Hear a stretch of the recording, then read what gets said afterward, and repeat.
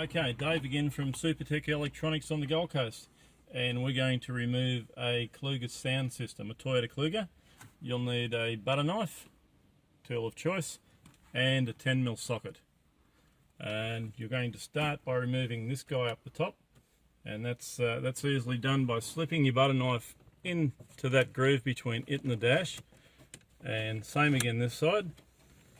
And you'll need to give it a good hard pull and get it out, and you can just set it up on the dashboard while you remove the rest of the unit.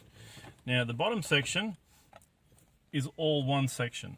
This part down here, it's going to be removed from there, and we're going to start by getting a butter knife into this section, and once you get in there you can do the same this side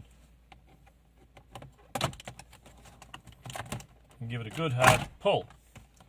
You'll need to shift lock down so you've got the room to take it out, and once you've done that you can just leave that sit there. You don't need to unplug it. You can if you like, it's not necessary.